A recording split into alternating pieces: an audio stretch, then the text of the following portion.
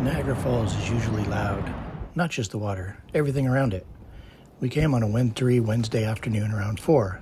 It felt unfashionable, only a handful of people around. Parking was easy. The walk to the falls was short, partially covered. No weaving through people. And then you're standing there.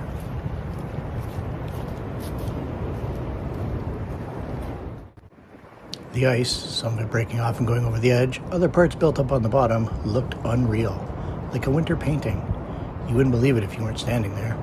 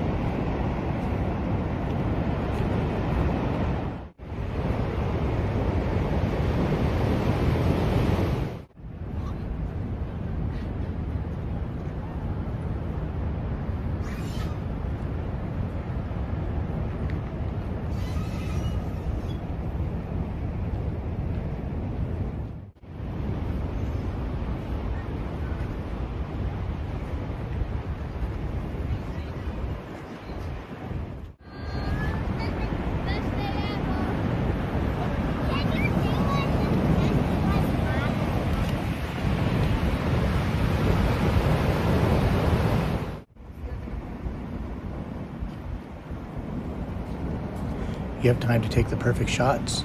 No one waiting behind you, no one stepping into frame. It's still Niagara Falls. Same majesty, even more impact.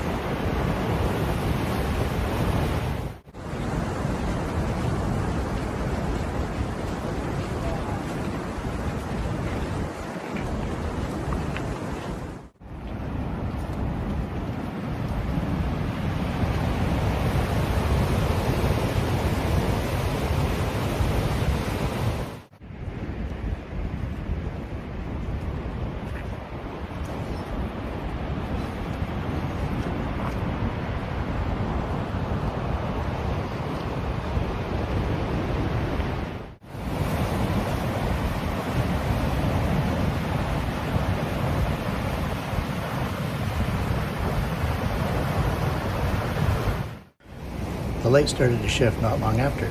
Golden hour on the ice.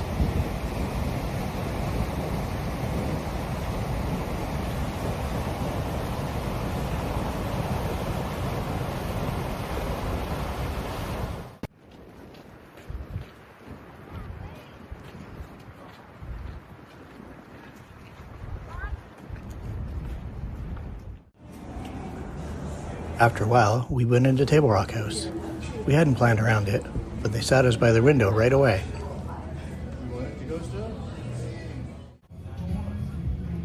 From there we watched the light change. The late afternoon glow on the falls, then gradually into night. You see why it's been a honeymoon destination for generations.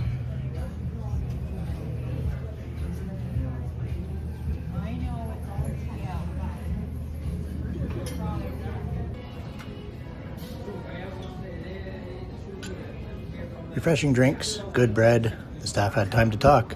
They asked how our day was, discussing what winter was like here. In that conversation, they mentioned Thursday date night. 2 entrees, a shared appetizer, a bottle of wine for the table. It runs through the winter.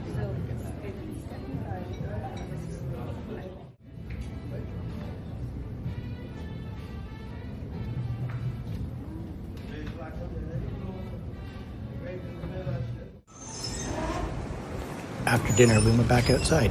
Juicy tip, take one of the butter pecan hot chocolates to go. We're partial to a drink you can walk with, and this one's excellent.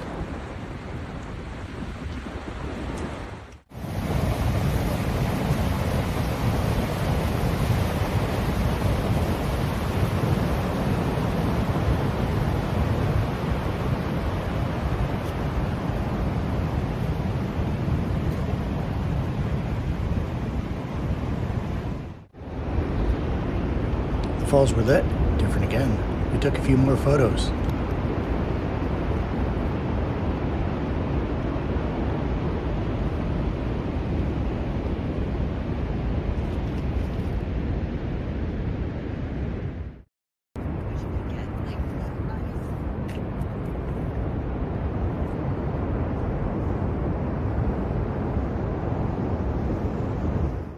Full squeeze, we'd come back on a Thursday for the date night they mentioned. This isn't the Niagara Falls most people plan for, but it's the one we'd choose again.